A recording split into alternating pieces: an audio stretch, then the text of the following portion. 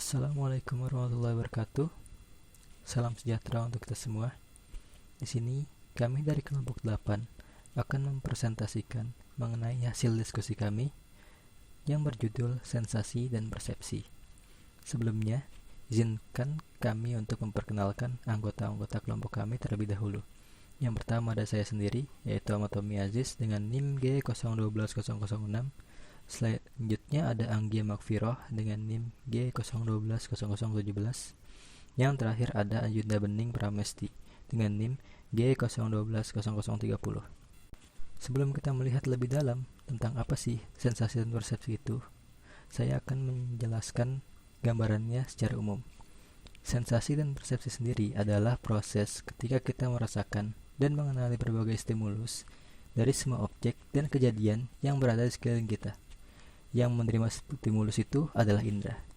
Indera memungkinkan kita untuk mendapatkan informasi dari lingkungan kita. Kemudian, kita mengambil informasi tersebut untuk membentuk persepsi tentang dunia. Sekiranya seperti itulah gambaran mengenai sensasi dan persepsi.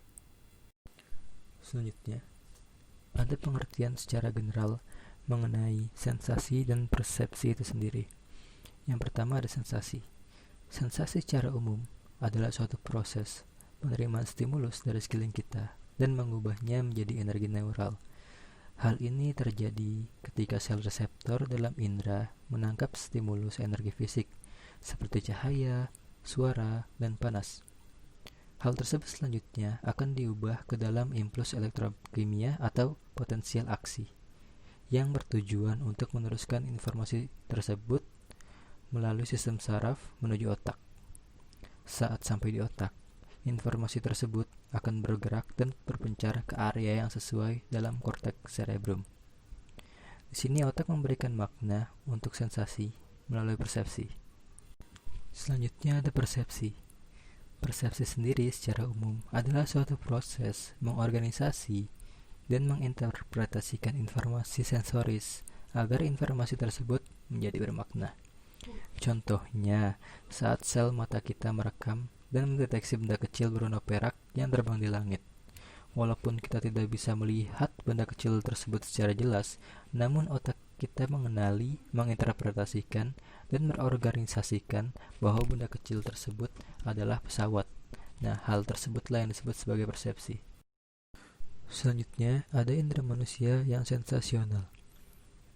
Sensasi dimulai dengan reseptor indera yang mengolah energi dari sebuah stimulus menjadi impuls listrik yang berjalan di sepanjang saraf menuju otak. Sensasi-sensasi yang terpisah ini dapat dijelaskan oleh kode-kode anatomis dan kode-kode fungsional dalam sistem saraf. Dalam kondisi langka yang disebut sinestesia, sensasi dalam modalitas juga memicu sensasi yang lain, tetapi pengalaman ini sangat jarang terjadi. Seperti yang dijelaskan tadi, semua sensasi dimulai dengan reseptor indera. Reseptor indera, atau biasa disebut sebagai reseptor sensoris, adalah suatu pembuka tempat otak dan sistem saraf untuk mengalami berbagai pengalaman dunia luar. Reseptor ini memicu terjadinya potensial aksi pada neuron sensoris yang membawa informasi tersebut ke sistem saraf pusat. Stimulus di lingkungan juga berbeda-beda intensitasnya. Intensitas stimulus seperti cahaya lilin dengan lampu sorot tidak dapat dikomunikasikan ke otak dengan mengubah kekuatan potensial aksi yang terjadi. Kekuatan tersebut tetap sama, tidak tergantung pada intensitas stimulus. Namun, sebagai gantinya, reseptor memvariasikan frekuensi potensial aksi yang dikirimkan ke otak. Jadi kesimpulannya, jika ada suatu stimulus yang sangat kuat tertangkap, contohnya seperti matahari yang bersinar sangat terang, neuron akan istilahnya menembak lebih sering untuk memberitahukan pada otak bahwa sinar tersebut sangatlah terang. Reseptor sensoris sendiri terbagi ke dalam beberapa kelas utama berdasarkan jenis energi yang terdeteksi. Yang pertama ada photoreception. Kelas ini diperuntukkan untuk reseptor sensoris yang mendeteksi cahaya. dan dipersepsikan sebagai penglihatan. Yang kedua, ada mechanoreception. Kelas ini diperuntukkan untuk reseptor sensoris yang mendeteksi suatu getaran, tekanan, dan pergerakan, yang hal ini dipersepsikan sebagai sentuhan, pendengaran, dan keseimbangan. Yang terakhir, ada chemoreception yang diperuntukkan untuk reseptor sensoris yang mendeteksi adanya stimulus kimia yang dipersepsikan sebagai bau dan rasa. Selanjutnya ada mengukur indera atau ambang.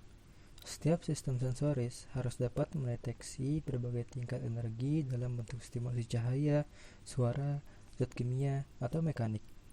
Para psikolog yang berfokus pada bidang psikofisik telah mempelajari kepekaan sensorik dengan mengukur ambang batas mutlak dan ambang perbedaan. Nilai energi terkecil yang dapat dideteksi seseorang secara konsisten sering disebut sebagai ambang batas mutlak. Perbedaan terkecil dalam stimulasi yang dapat dideteksi secara reliable atau dideteksi secara tepat beberapa kali minimal setengah dari percobaan disebut sebagai ambang perbedaan. Berdasarkan dari apa yang sudah dijelaskan tadi, disebutkan bahwa ada dua jenis macam ambang. Yang pertama ada ambang batas mutlak. Cara ini dilakukan untuk mengetahui batas terendah persepsi dengan mengasumsikan bahwa terdapat ambang mutlak atau jumlah minimum stimulus energi yang dapat dideteksi seorang individu. Ketika energi stimulus berjumlah di bawah ambang mutlak ini, kita tidak akan dapat mendeteksi keberadaannya. Ketika energi stimulus tersebut meningkat di atas ambang mutlak, kita dapat mendeteksi stimulus tersebut. Perlu diingat juga bahwa setiap individu memiliki batas ambang yang berbeda. Pada kondisi ideal, indera kita memiliki ambang mutlak yang sangat rendah, sehingga kita dapat dengan sangat baik mendeteksi energi stimulus walaupun sangat kecil. Yang kedua ada ambang perbedaan. Ambang ini menyatakan bahwa tingkat perbedaan yang harus ada antara dua stimulus sebelum perbedaan tersebut terdeteksi. Hal itu yang disebut sebagai ambang perbedaan atau perbedaan yang tampak. Ambang perbedaan merupakan perbedaan terkecil dalam stimulasi yang diperlukan untuk membedakan satu stimulus dengan stimulus lain sebanyak 50% dari keseluruhan waktu. Ambang perbedaan meningkat ketika stimulus diperkuat. Hal ini berarti bahwa pada tingkat stimulasi terendah, perubahan kecil dapat dideteksi. Namun, pada tingkat yang sangat tinggi, perubahan kecil tidak dapat terlihat. Adapun juga di sini teori pendeteksian sinyal. Teori ini berfokus pada pengambilan keputusan tentang stimulus pada kondisi yang tidak pasti. Pendeteksian stimulus sensoris didasarkan pada berbagai faktor selain intensitas fisik stimulus yang bersangkutan dan kemampuan sensoris pengamat. Faktor-faktornya meliputi variasi individual dan kontekstual, seperti tingkat kelelahan, motivasi, kewaspadaan, serta harapan orang tersebut. Teori pendeteksian sinyal ini dapat membantu kita untuk mempertimbangkan kesalahan yang mungkin dibuat ketika seorang individu mempersepsikan sesuatu serta alasan dibalik kesalahan tersebut. Saya Ayunda Bening Pramesti dengan NIM G01200030 akan menjelaskan mengenai stimulus sensori. Persepsi terhadap stimulus dipengaruhi oleh lebih dari sekedar karakteristik lingkungan stimulus itu sendiri. Atensi dan perangkat persepsi adalah dua faktor penting dalam pengenalan atau pengidentifikasian stimulus sensori. Apa itu atensi? Atensi adalah proses memfokuskan kesiagaan pada aspek lingkungan yang dipersempit. Ada beberapa jenis atensi. Yang pertama adalah atensi selektif, yaitu atensi yang melibatkan pemfokusan pada aspek pengalaman tertentu dan mengabaikan aspek lain. Atensi tidak hanya bersifat selektif, namun juga dapat diubah atau dialihkan.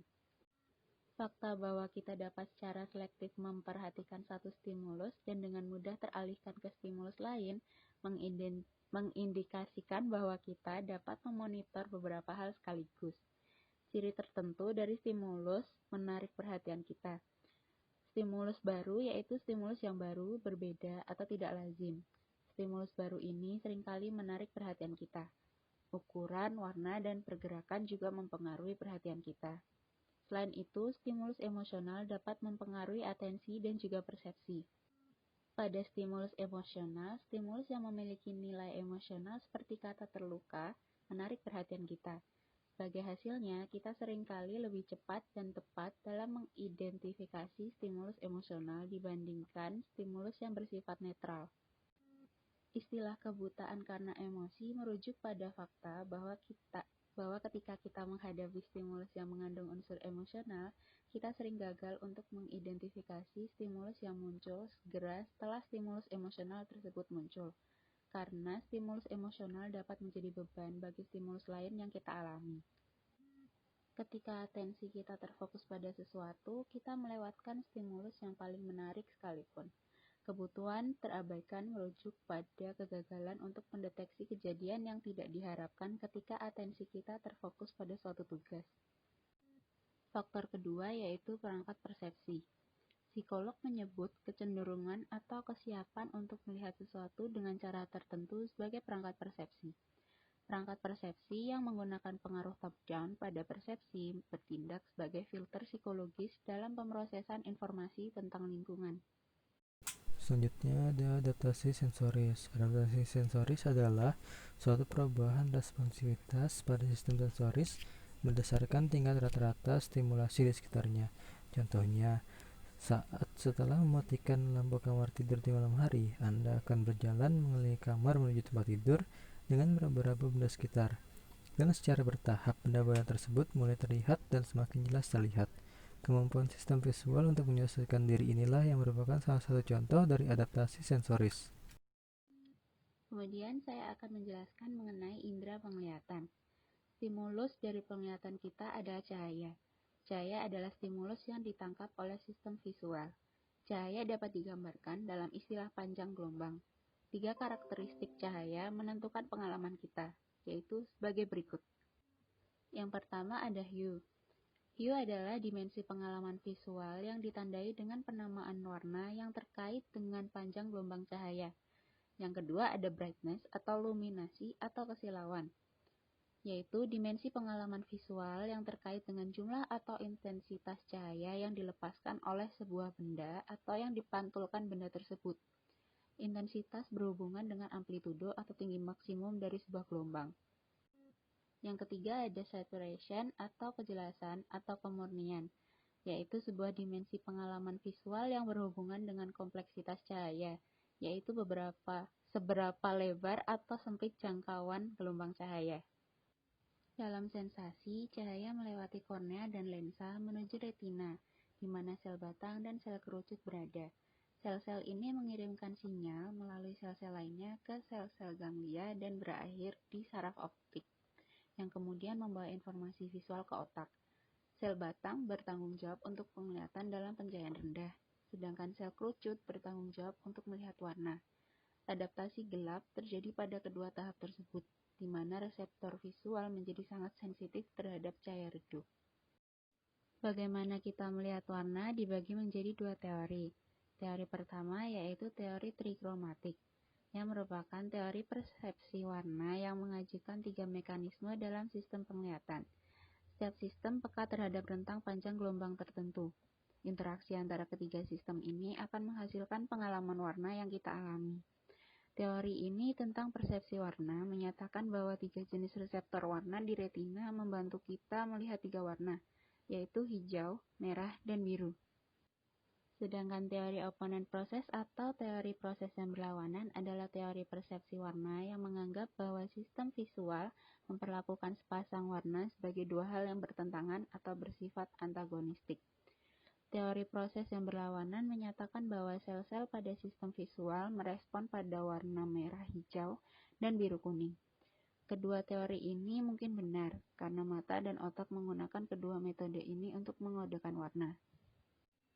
Membangun dunia visual. Persepsi meliputi proses konstruksi aktif dari suatu model dunia dari waktu ke waktu berikutnya. Yang pertama ada persepsi bentuk.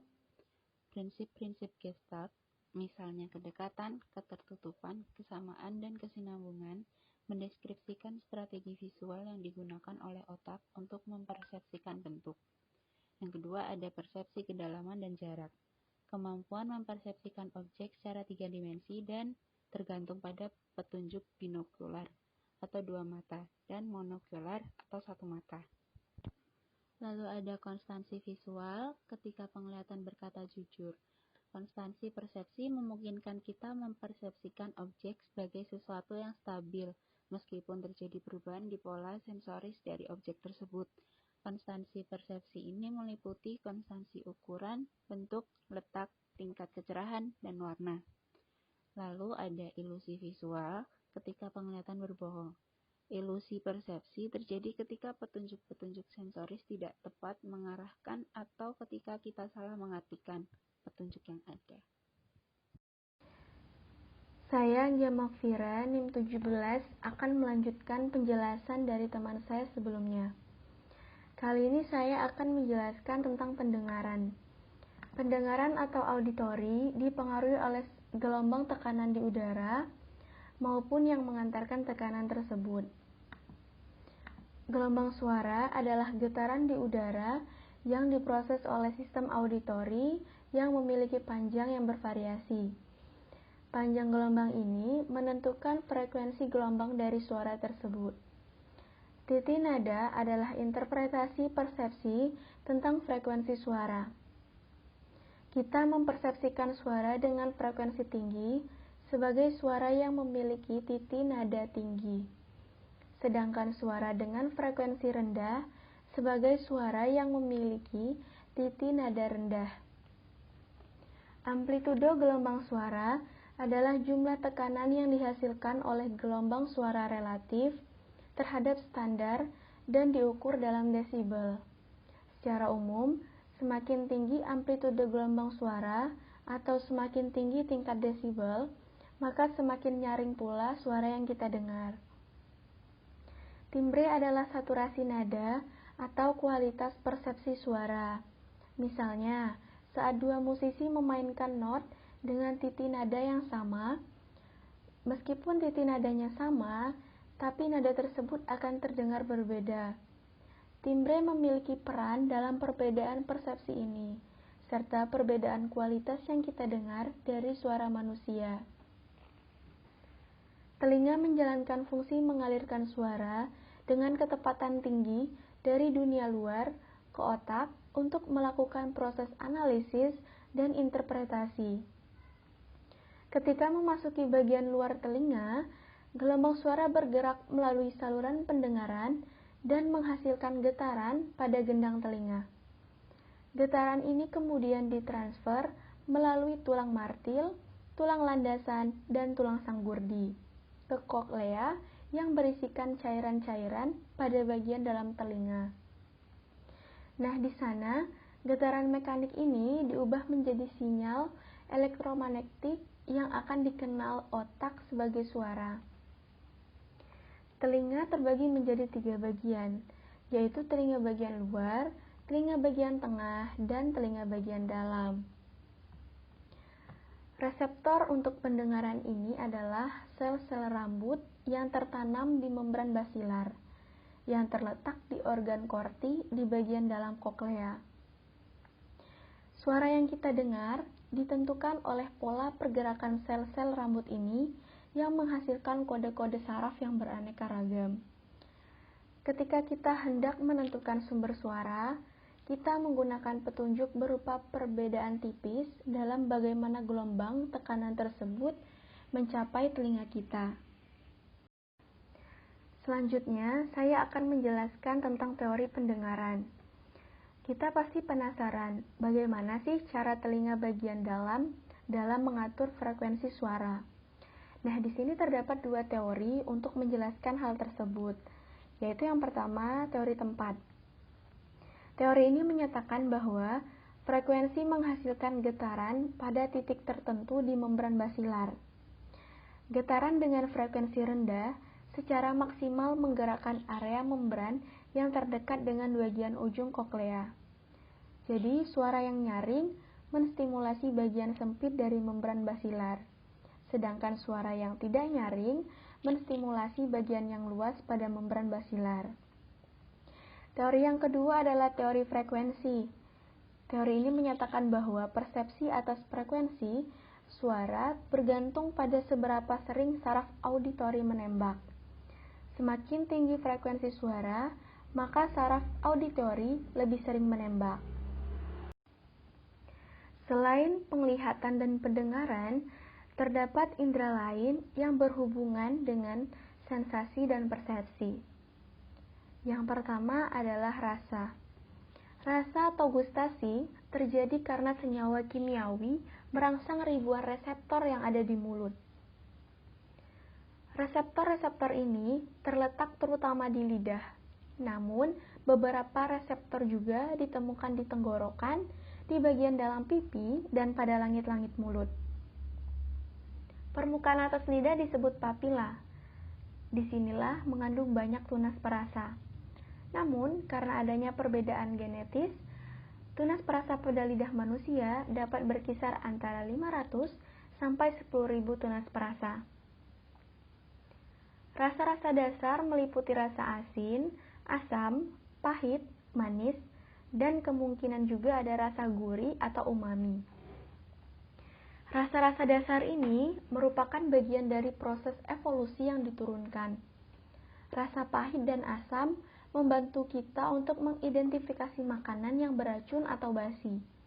Rasa manis membantu kita mengenali makanan yang menyehatkan atau kaya akan kalori. Rasa asin diperlukan untuk setiap fungsi tubuh. Rasa gurih dapat membantu kita mengidentifikasi makanan yang kaya akan protein. Rasa-rasa dasar ini dapat ditangkap oleh setiap titik di lidah yang memiliki reseptor, dan perbedaan antar area dalam lidah sangatlah kecil.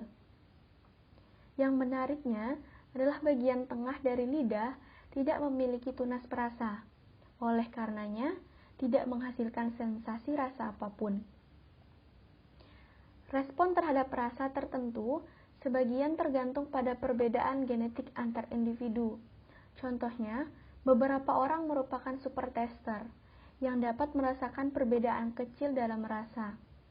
Kesukaan terhadap rasa juga dipengaruhi oleh budaya, proses belajar, tekstur, suhu, dan aroma makanan. Yang kedua adalah bau. Indera penciuman juga merupakan indera kimiawi.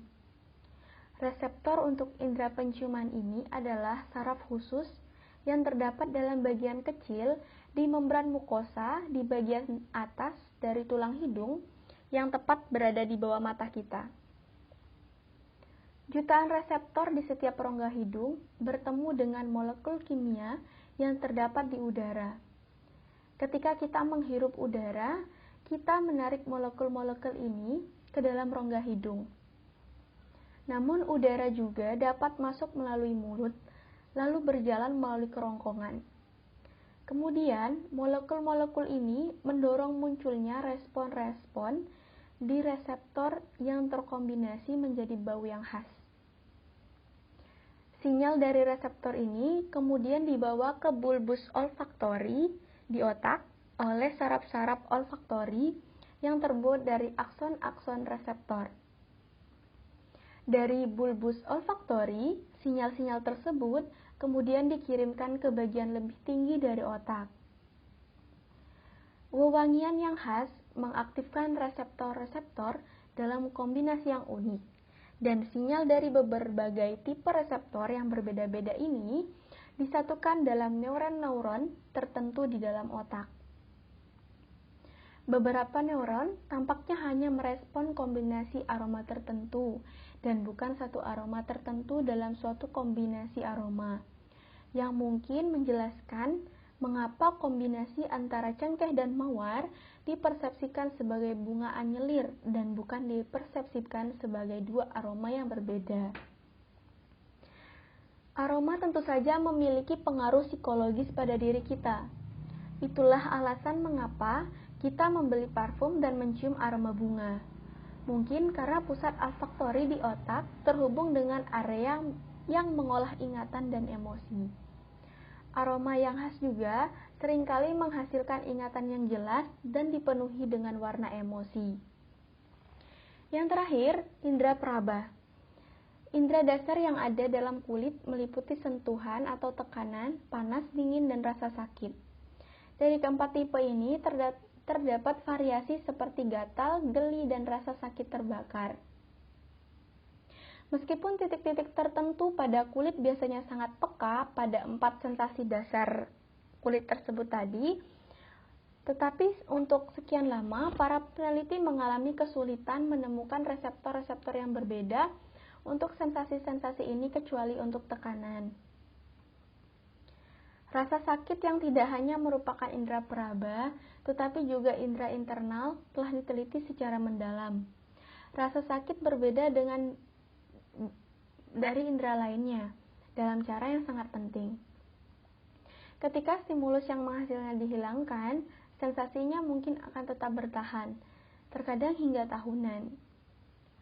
Menurut teori gate control, pengalaman rasa sakit tergantung pada apakah impuls saraf melewati gerbang di sumsum tulang belakang dan mencapai otak. Nah, di sini gerbang ini bukanlah struktur yang nyata, namun sebuah pola aktivitas saraf yang dapat menghalangi atau membiarkan pesan rasa sakit ini datang dari kulit, otot, dan organ-organ internal lainnya. Biasanya gerbang ini tertutup baik oleh impuls yang menuju ke tulang belakang dari serabut besar yang menanggapi tekanan dan rangsangan lainnya, atau oleh sinyal yang turun dari otak itu sendiri. Tetapi, ketika jaringan tubuh kita ada yang terluka, serabut besar tersebut rusak dan serabut-serabut kecil pun membuka pintu gerbang ini, sehingga memungkinkan pesan rasa sakit mencapai otak kita. Menurut versi yang telah diperbaiki dari teori ini, sebuah matriks saraf dalam otak dapat menghasilkan rasa sakit bahkan ketika tidak ada sinyal dari saraf-saraf sensorik, yang dapat membantu menjelaskan kejadian membingungkan mengenai phantom pain, yaitu rasa sakit pada bagian tubuh yang telah diamputasi atau bagian tubuh lainnya. Kendati demikian, tidak ada satupun teori yang benar-benar menjelaskan persepsi rasa sakit yang melibatkan pelepasan banyak senyawa kimia sepanjang jalan saraf rasa sakit. Selanjutnya saya akan menjelaskan tentang kemampuan persepsi. Pada manusia, kemampuan penginderaan paling mendasar dan kemampuan persepsi adalah sesuatu yang sifatnya bawaan dan berkembang pada masa yang sangat dini. Bayi dapat membedakan rasa asin dari rasa manis dan dapat membedakan aroma yang beragam. Mereka dapat membedakan suara manusia satu dengan manusia lainnya. Mereka akan terkejut pada suara bising serta memutarkan kepala mereka menghadap kepada sumber suara bising tersebut. Hal ini menunjukkan bahwa mereka sudah mempersepsikan suara sebagai sesuatu yang berasal dari satu tempat dalam suatu ruang. Banyak kemampuan persepsi dasar yang muncul pada saat kita lahir atau berkembang langsung sesudah kelahiran. Misalnya sebagai contoh dengan menggunakan visual clip. Para psikolog telah mempelajari bahwa bayi-bayi memiliki persepsi kedalaman pada usia 6 bulan dan bahkan mungkin lebih awal. Namun demikian, tanpa pengalaman tertentu selama masa penting di awal kehidupan, sel-sel di sistem saraf tersebut akan mengalami kemunduran, berubah, atau bahkan gagal membentuk jalur saraf yang semestinya. Dan pada akhirnya, persepsi juga akan mengalami kerusakan. Inilah sebabnya, usaha untuk memperbaiki kebutaan dan ketulian bawaan lebih berhasil ketika dilakukan sedini mungkin. Terdapat beberapa faktor-faktor psikologis yang dapat memengaruhi kita dalam mempersepsikan sesuatu. Yang pertama adalah kebutuhan. Ketika kita membutuhkan sesuatu atau memiliki ketertarikan akan suatu hal atau kita menginginkannya, maka kita akan dengan mudah mempersepsikan sesuatu tersebut berdasarkan kebutuhan ini. Yang kedua, kepercayaan. Di sini, apa yang kita anggap sebagai benar dapat memengaruhi interpretasi kita terhadap sinyal sensorik yang ambigu. Yang ketiga, emosi. Emosi dapat memengaruhi interpretasi kita mengenai suatu informasi sensori. Yang keempat, ekspektasi. Pengalaman masa lalu sering memengaruhi cara kita dalam mempersepsikan dunia. Kecenderungan untuk mempersepsikan sesuatu sesuai dengan harapan disebut sebagai set persepsi. Set persepsi dapat sangat berguna dalam membantu kita mengisi kata-kata dalam sebuah kalimat. Semua kebutuhan, kepercayaan, emosi, dan ekspektasi tersebut dipengaruhi oleh budaya di mana kita tinggal. Budaya yang berbeda memberikan kita kesempatan untuk bertemu dengan lingkungan yang berbeda. Budaya juga memengaruhi persepsi dengan membentuk stereotip yang mengarahkan perhatian kita dan mengatakan pada diri kita apa yang penting untuk disadari atau diabaikan. Mungkin cukup sekian dari kami kelompok 8 yang telah mempresentasikan serta menjelaskan mengenai hasil diskusi kami tentang sensasi dan persepsi. Terima kasih bagi yang sudah mendengarkan dan memperhatikan. Mohon maaf bila ada salah-salah kata dan penjelasan yang kurang jelas. Selanjutnya, apakah ada pertanyaan?